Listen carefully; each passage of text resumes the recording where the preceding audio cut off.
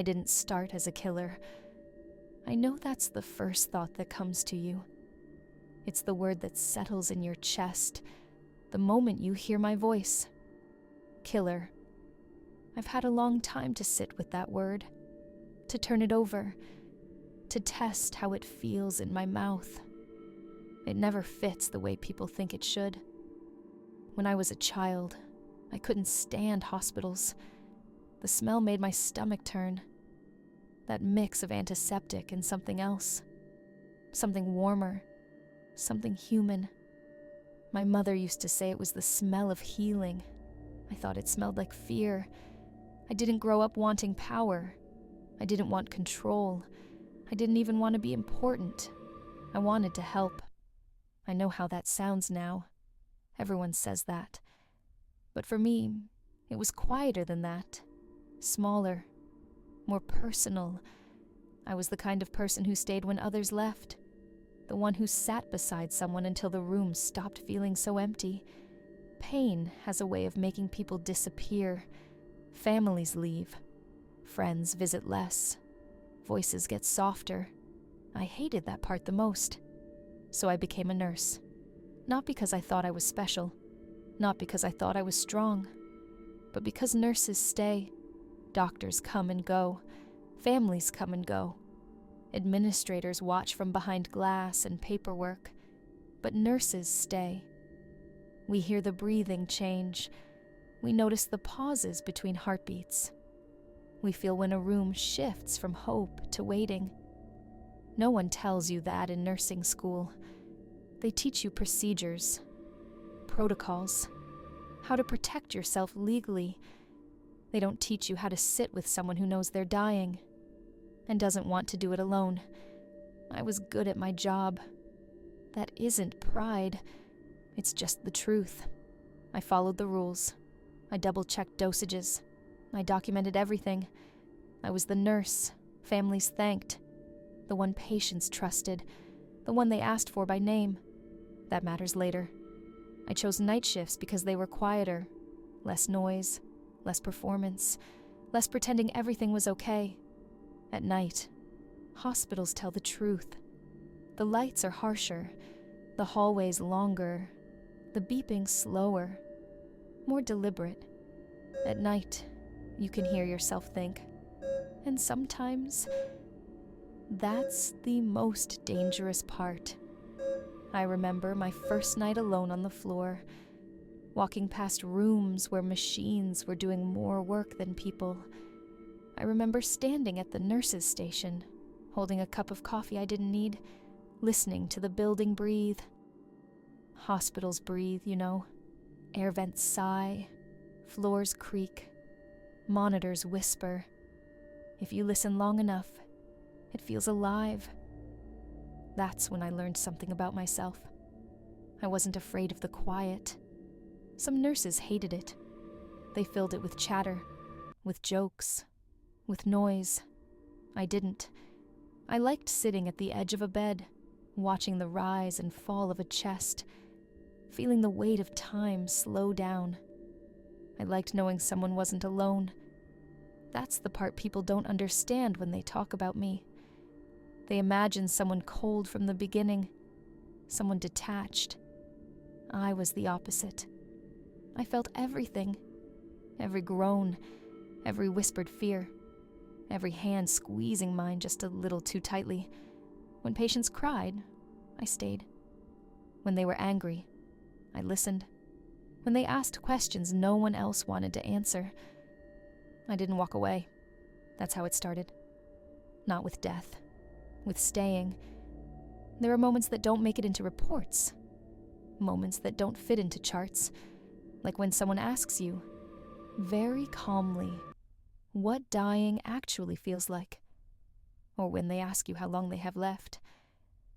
And you realize the answer matters more than the truth.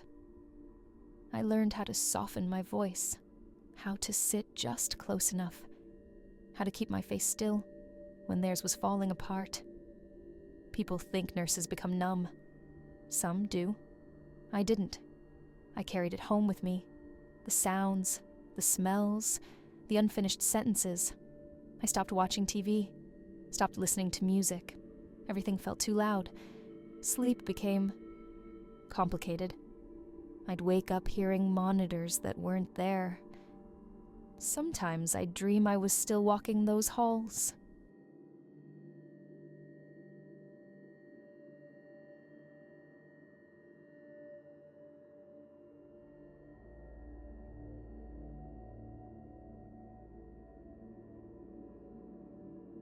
Now to the first patient who asked me, there's a moment when you realize a conversation has changed. Not because someone raised their voice, not because anything dramatic happened, but because a question lands differently than the others. I didn't recognize it at first. I thought it was just another night, another room, another body learning how to endure pain. He was older, not fragile in the way people imagine, just tired. His chart said terminal, but charts don't tell you how someone looks when they've already said goodbye to themselves. He watched the door a lot, like he was waiting for something that never came. Family visited earlier in the evening. They cried. They held his hands. They promised things they couldn't keep. And then they left. That's when the room changed. I noticed it because the air felt heavier, because the silence didn't feel empty anymore. It felt expectant. I was doing what I always did, checking vitals, adjusting equipment, keeping my voice calm. He didn't look at me when he spoke. That should have been the first sign. How long does it usually take? I asked him to clarify, because that's what you do when a question feels dangerous. How long does what take? He finally looked at me then, not scared, not angry, just steady. Dying, he said. I didn't answer right away, not because I didn't know, but because I knew exactly what he was asking. They teach you how to redirect those conversations, how to talk about comfort, how to avoid timelines. I told him everyone is different, that doctors monitor things closely. He nodded, like he'd already expected that answer. Then he said something I wasn't prepared for. Does it hurt this much at the end? Not loudly, not dramatically, just honestly. I could have lied. That's what most people do. But I didn't. I told him the truth, that pain can change, that it can get worse before it gets better. He closed his eyes when I said that, like he was calculating something. That was the first night. The second night, he asked again. Same tone, same calm voice. Is this what it's going to be like? I adjusted his pillow, checked his IV, bought myself time. I told him we were doing everything we could. He didn't argue. The third night, he stopped asking about dying. He asked about stopping. Is there a way, he said, to make it stop sooner? That's when I felt it. That quiet shift inside me. Like a line had been crossed, even though no one else was in the room. I remember the sound of the monitor then. Steady, relentless. I remember my hands going cold. Not shaking, just cold. I told him I wasn't allowed to talk about that it wasn't something I could help with. He nodded again, but this time, he looked disappointed, not angry, not desperate, just disappointed. That look followed me out of the room, down the hallway, into the supply closet. I stood there longer than I needed to, breathing in plastic and antiseptic, trying to steady myself, because here's the thing no one tells you. Being asked a question like that doesn't feel like temptation. It feels like responsibility, like being handed something fragile, and being told you're the only one who noticed it was breaking. The next night, he didn't wait for me to start the conversation. I don't want to do this anymore, he said. No metaphors, no soft language, just the truth. I told him pain management could be adjusted, that we could ask the doctor. He shook his head, slowly, carefully. "I don't mean the pain," he said. That sentence stayed with me, because pain is something you can treat. What he was talking about was something else. He wasn't afraid of dying.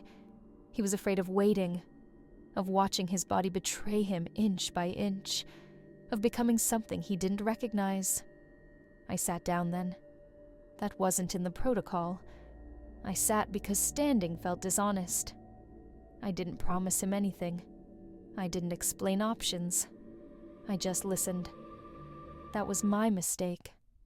Or maybe that was the moment everything became inevitable. He talked about being tired, about not wanting his last memories to be screams and apologies. He said something that still echoes in my head. "I don't want my wife to remember me like this." I didn't know what to say. There are rules for medications, rules for consent, rules for documentation. There are no rules for that sentence. When I left his room that night, I noticed how many other doors were closed, how many people were alone, waiting quietly. I wondered how many of them were thinking the same thing, but didn't know how to ask. I told myself I was just being empathetic, that it was normal to think about these things. But empathy changes when it has nowhere to go. I started noticing him more, timing my rounds around his room, listening for changes in his breathing, watching his hands. And every night, he asked again, not always with words, sometimes just a look, a pause, the kind of look that says, "You understand, don't you?" I told myself understanding wasn't the same as agreeing, but understanding is a powerful thing. It rearranges your sense of right and wrong. I started thinking about time differently, about suffering as something that could be measured, minutes, hours, nights. I started thinking about how much pain was too much pain, and who gets to decide that? Those thoughts scared me, but not enough to make them stop. On the 5th night, he didn't ask. He just held my hand, tighter than before. "Please," he said. That was all. No question, no explanation. Just, "Please." I stood there long after I should have left, listening to the monitor, feeling the weight of his hand. That was the moment I realized something about myself. I wasn't afraid of the question anymore. I was afraid of the answer I might give. If I stopped pretending I didn't hear it, I didn't do anything that night. That's important. I left the room. I followed the rules. I documented everything correctly. But something had already changed. Once someone asks you that question, you can't unhear it. It sits with you, waits. And if you're honest with yourself, you realize the question wasn't really for me. It was for anyone who was willing to stay long enough to listen.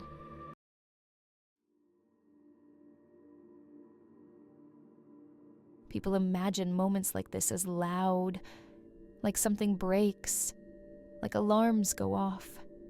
They think there's a sound that tells you that this is it. There wasn't. There was paperwork. There was routine. There was a hallway that looked exactly the same as it always did. I remember the clock. I always remember the clock. 2:17 a.m. There's something about that hour, late enough that the world feels abandoned, early enough that morning still feels unreal. I told myself I wasn't going to his room first. I needed to prove something, that I still had control, but my body didn't listen. His door was half open. It always was. He didn't like feeling closed in, didn't like the idea of being sealed away. I knocked anyway, softly, out of habit. He was awake. I could tell without looking. The room felt suspended, like everything outside it had paused. I checked his chart even though I didn't need to, adjusted the 4th, straightened the sheets. Routine buys you time. It makes impossible things feel manageable. He didn't speak at first. Neither did I. Then he reached for my hand. Not suddenly, not desperately, just deliberately. I felt how warm his skin was, how steady his grip felt. "Please," he said. That was all. No explanation, no argument, no tears. Just, "Please." I remember thinking how unfair it was that one word could weigh so much. I thought about his wife, about how she promised she'd be back in the morning. I thought about how mornings don't always arrive for everyone. And then I thought something else. If not me, then who? The doctors weren't there. The administrators weren't there. The policies weren't there. The ethics committees weren't there. It was just us. And the waiting. I wish I could tell you that I fought longer, that I argued with myself, that I begged my conscience to intervene. But the truth is, the decision didn't feel sudden. It felt practiced, like I'd been rehearsing it for days without admitting it to myself. Every question he asked, every night I stayed, every time I told myself that listening wasn't the same as agreeing, listening brought me there. I didn't explain anything to him. There was nothing left to explain. I squeezed his hand once, just once. That was the closest thing to permission we ever shared. I won't describe what I did. Not because I'm hiding it, but because the details aren't the most disturbing part. What matters is what happened afterward. There was a moment, right after, when the room went very quiet. The monitor changed, not dramatically, just enough. I waited for panic, for regret, for something to rush in and stop me. Nothing did. The screaming stopped. That sentence makes people uncomfortable. I understand why, because it sounds like relief. And it was. Not relief for me, not at first. Relief for the room, for the air, for the waiting. I stood there longer than I should have, counting breaths that weren't coming anymore. I fixed the sheets, straightened the pillow. My hands were steady.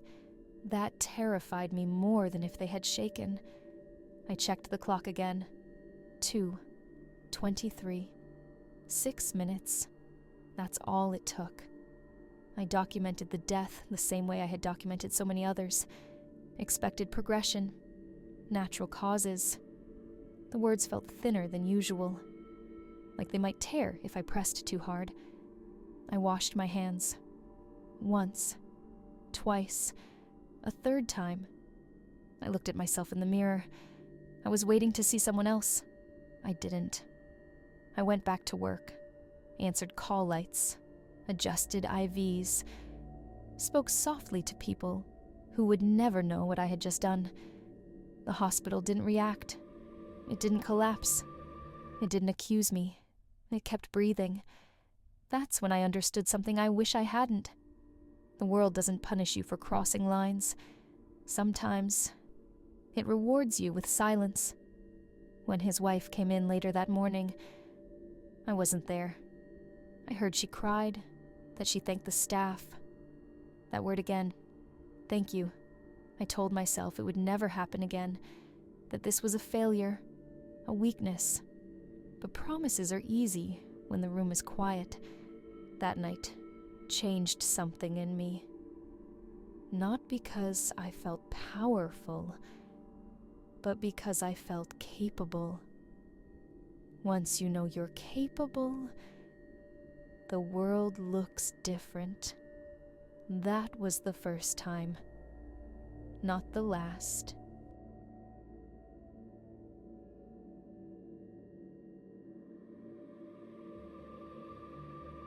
People think the first time is the hardest. That's what they say. That's what they want to believe. The truth is, the first time just teaches you something. It teaches you that the world doesn't end, that nothing collapses, that no alarm sounds. The hardest part is realizing how quickly it stops feeling impossible. After that night, I didn't sleep.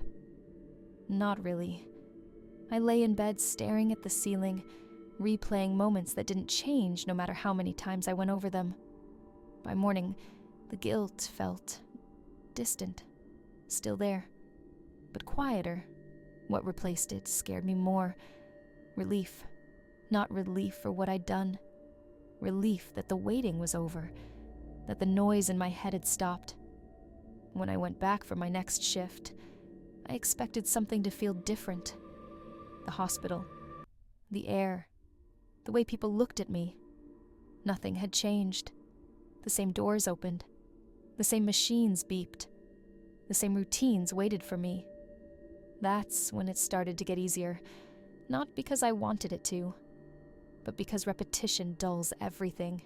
Pain, shock, even fear. I told myself it had been a mistake, a failure of judgment, something that wouldn't happen again. That lasted longer than I expected, shorter than it should have. The next time a patient asked, I felt it before I heard it. That familiar tightening in my chest, that quiet calculation behind my thoughts. This one was different, I told myself. Different circumstances, different pain. I still believed I was choosing carefully. That belief mattered to me. I started creating rules. I didn't call them rules at first. I called them boundaries. Only patients who were terminal. Only patients who were suffering. Only patients who asked. I repeated those conditions like they were a spell. Like saying them enough times would protect me from myself. Rules make things feel ethical, orderly, controlled. They turn decisions into procedures. Once something becomes a procedure, it stops feeling personal. I noticed the change in myself before anyone else could have. I stopped hesitating as long outside rooms, stopped rehearsing conversations in my head, stopped hoping someone else would intervene. I began to recognize the signs, the look, the tone, the pause before the question. I knew who would ask before they found the words. That knowledge felt useful. That's when I should have stopped. Instead, I refined it. I told myself I wasn't causing death. I was preventing suffering. That distinction became important to me. I clung to it. Suffering felt measurable. Pain levels, breathing patterns, the way someone grips the side of a bed. Death felt abstract, a technicality, something that happened anyway. If it was inevitable, why did timing matter so much? That question followed me from room to room. I started thinking in terms of mercy. Not legally, not philosophically, personally. What would I want if I were in that bed? That was another mistake. When you start inserting yourself into someone else's suffering, the line between empathy and entitlement begins to blur. I didn't feel powerful. That's important. I felt efficient, like someone who knew how things worked when others didn't. I learned how to move through those moments without drawing attention, without creating ripples. The hospital rewards that kind of invisibility. Nothing I did disrupted schedules. Nothing slowed procedures. Nothing required explanation. That silence felt like approval. The guilt didn't disappear. It thinned. Like a sound you hear only when the room goes quiet. And the room was rarely quiet anymore. I stayed busy. I volunteered for extra shifts. I chose the rooms no one else wanted. I told myself that meant something. That it proved my intentions were pure. But intentions don't erase consequences. They just delay them. There were moments when I almost stopped. When a question lingered too long. When a face reminded me of someone I loved. Those moments passed. They always did. Because every time I hesitated, I remembered the alternative. The waiting, the begging, the slow erosion of dignity. I told myself I was sparing them that. I told myself someone had to stay. By then, staying no longer felt like a choice. It felt like a role. Roles are easier than decisions. Once you accept a role, you stop asking whether you should be there. You focus on doing it well. That's when I realized something I still struggle to admit. I was no longer reacting. I was anticipating. I wasn't being pulled into those moments. I was stepping into them. And it didn't feel wrong, in the way people imagine wrong should feel. It felt quiet, organized, inevitable. That frightened me, but not enough, because by then doing nothing felt more cruel than acting. That's how it gets easier.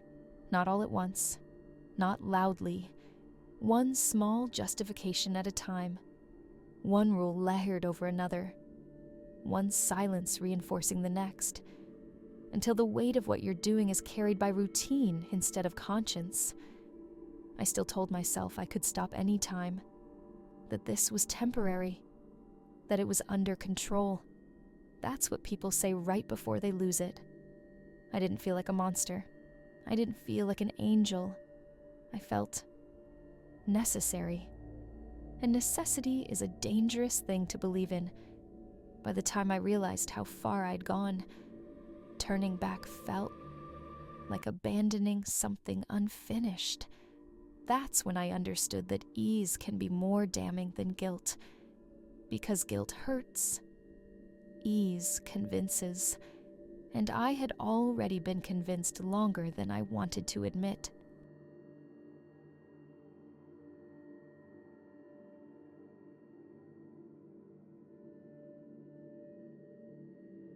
There was a rule I never said out loud. I didn't need to. It lived somewhere quiet inside me. Only the ones who asked. I told myself that mattered, that it separated mercy from theft. Then came the one who didn't ask. I noticed them for the wrong reason. That should have been my warning. They didn't fit the pattern, didn't speak in whispers, didn't avoid eye contact. Their chart didn't scream urgency. It whispered possibility. I told myself suffering isn't always loud. That silence can lie. That assumption felt reasonable. At first. They were younger than the others. Not young enough to shock anyone. Young enough to complicate things. There was a photo by the bed. I remember that clearly. A smile that didn't belong in that room. A life paused. Not finished. I told myself pain doesn't care about age. That fairness has nothing to do with timing. Those thoughts came too easily. That's how I know something was already wrong. They never asked me anything. Not once. No please. No waiting eyes. No quiet understanding. I filled in the blanks myself. That's the part I can't soften. I decided. I don't remember the moment the way I remember the others. There was no calm certainty. No sense of inevitability. There was hesitation. Real hesitation. My hands weren't steady. That was new. For the first time, I felt the weight of choice instead of relief. I crossed the line anyway. That sentence feels heavier than anything else I've said. Afterward, the room felt wrong. Not quiet. Not peaceful. Wrong. The silence didn't settle. It hovered. I stood there longer than I ever had before, waiting for something to explain what I'd done. Nothing came. That's when I noticed the photo again. I hadn't looked closely before. I avoided it. Now it felt impossible not to see it. That smile. That ordinary happiness. This wasn't an ending someone had asked for. This wasn't relief. This was theft. My chest tightened in a way it never had before. Not panic, recognition. I realized something I hadn't allowed myself to consider. I could be wrong. Not ethically confused. Not morally gray. Wrong. The rules I'd built for myself collapsed quietly. There was no dramatic realization, no breakdown. Just a slow understanding that I had mistaken certainty for truth.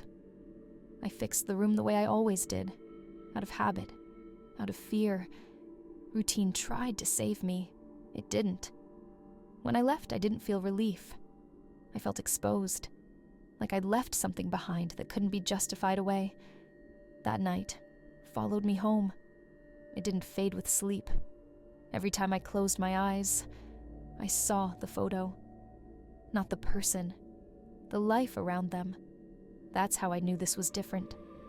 Because for the first time, I wanted to undo something I couldn't name aloud. I didn't stop after that. That's the part people expect to hear. But something inside me cracked. The ease was gone. The certainty was gone. What replaced them was worse. Doubt. And once doubt enters, nothing feels clean again. That was the one who wasn't supposed to die. Not because of who they were, but because of what their death revealed about me.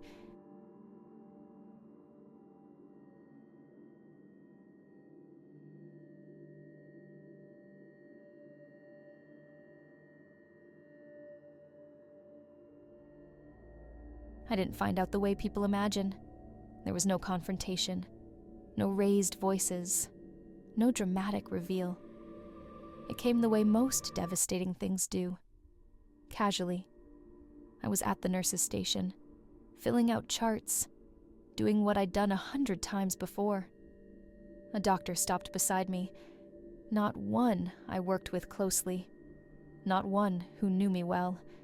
They were skimming a file, barely paying attention. Interesting case, they said. I didn't look up. I didn't need to. The patient from last week, they continued. The younger one. That word tightened something in me. They were responding, the doctor said. Slowly, but responding. I felt it then. Not panic, not fear. A hollowing. They might have stabilized, they added. Hard to say. But there was improvement. Improvement. That word didn't belong in my vocabulary anymore. I nodded. Because that's what you do when your body is still pretending. The doctor moved on, already thinking about something else. I stayed where I was, longer than I should have. I told myself they could be wrong. Doctors are wrong sometimes. Charts miss things. Medicine isn't exact. I told myself improvement doesn't mean survival. That pain can still outweigh progress. That I couldn't have known. But that voice was weaker than it used to be, because for the first time, the outcome wasn't inevitable. This wasn't mercy racing against time. This was interruption. I went back through the chart, slowly, carefully. I saw things I hadn't wanted to see before. Numbers trending the wrong way for my story. Notes that didn't fit my conclusion. I realized how selectively I'd been reading. How easily certainty fills in gaps when you want it to. That's when something shifted. Not guilt. Not yet. Fear. Not fear of being caught. Fear of being wrong. Wrong about everything I'd told myself. If improvement was possible, then timing mattered. And if timing mattered, then I wasn't easing suffering. I was ending possibility. That thought followed me down the hallway, into empty rooms, past doors I suddenly didn't want to open. For the first time in a long while, I avoided certain patients. Not because I didn't care, because I cared too much. I started hearing questions differently. Requests sounded less certain. Silence sounded less like consent. The rules I'd built for myself began to feel flimsy.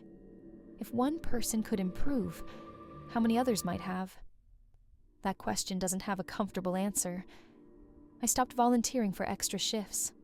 Stopped staying late. I told myself I needed rest, space. What I needed was distance. Every monitor felt louder, every chart heavier. I became aware of eyes again, not watching me, watching outcomes. I realized how fragile my invisibility had been, how easily it could break. The hospital hadn't changed, but I had. For the first time, I wasn't sure I could justify what came next. That uncertainty followed me home, into my sleep, into my silence. And once doubt enters like that, it doesn't leave quietly.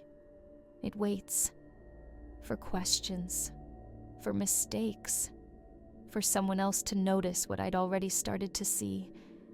That's when I understood the most dangerous thing I'd done. It wasn't crossing a line. It was convincing myself there was no other outcome. And now, there was.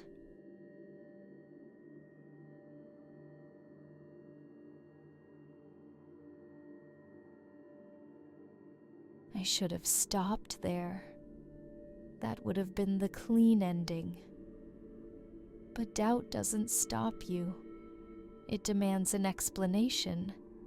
And explanations are easier than truth. So I found one.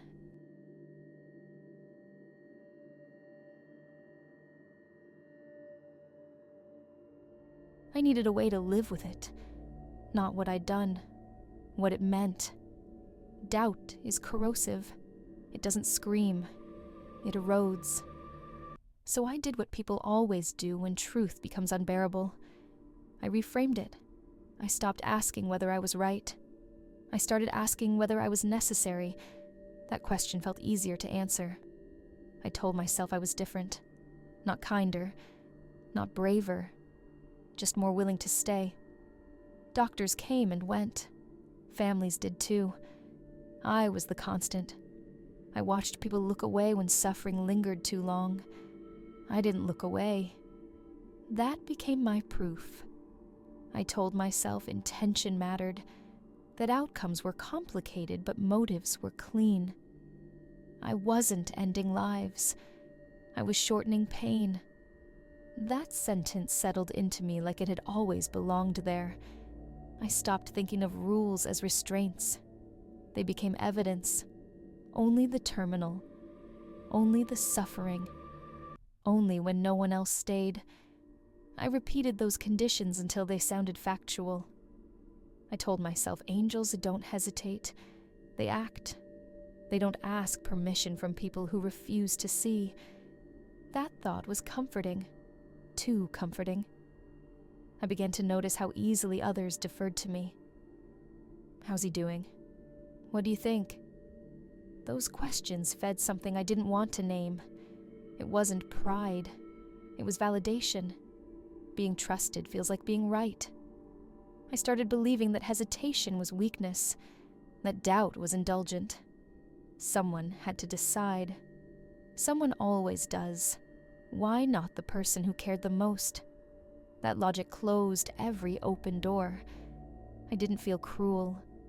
I felt focused, like someone doing difficult work others weren't built for. I convinced myself that history would understand, that context would matter, that suffering would speak on my behalf, that if anyone ever questioned me, they wouldn't see malice, they'd see sacrifice. I told myself angels don't ask to be forgiven. They endure. They carry weight so others don't have to. That belief wrapped itself around everything I did. It softened edges, smoothed doubts. It gave me a story where I wasn't lost, where I wasn't wrong, where the harm made sense. That's the danger of believing you're necessary. Once you accept that role, every contradiction feels like noise, and noise is easy to ignore when the story in your head sounds complete. By then, I wasn't looking for permission anymore. I was looking for confirmation. And I found it everywhere I wanted to. That's how I became certain again. Not because the doubt left, but because I buried it under meaning. and meaning can justify almost anything.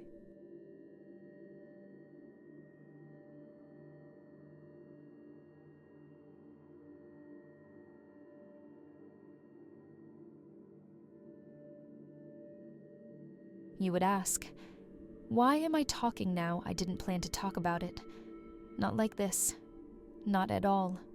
For a long time, silence felt safer than truth. Silence let things stay unfinished, unquestioned. But stories don't stay quiet forever. They leak. I started noticing the cracks before anyone else did.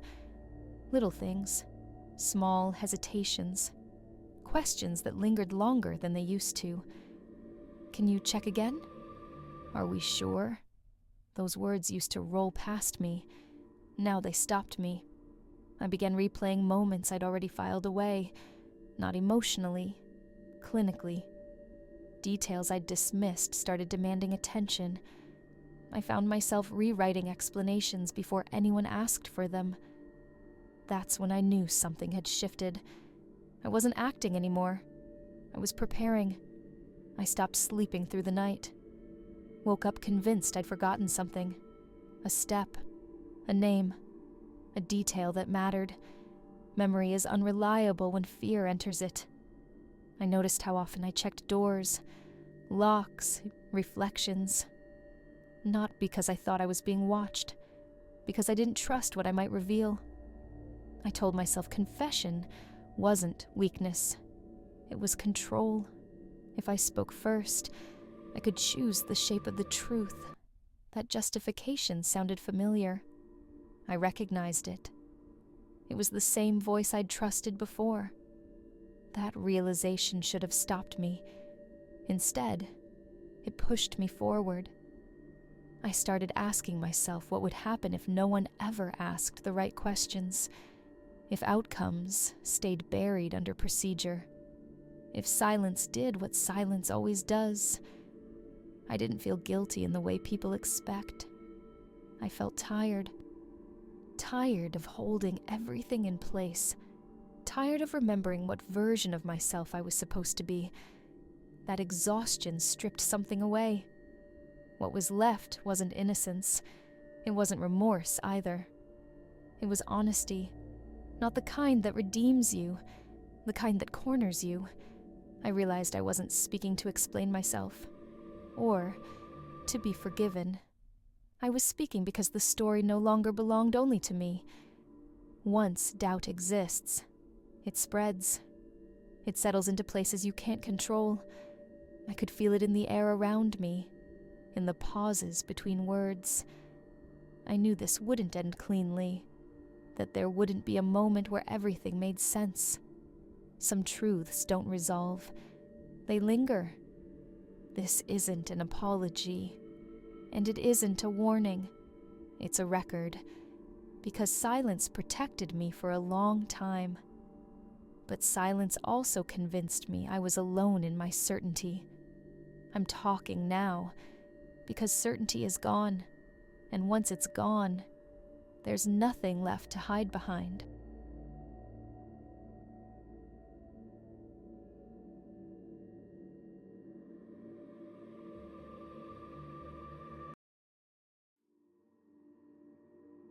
I don't know what you expected at the end of this.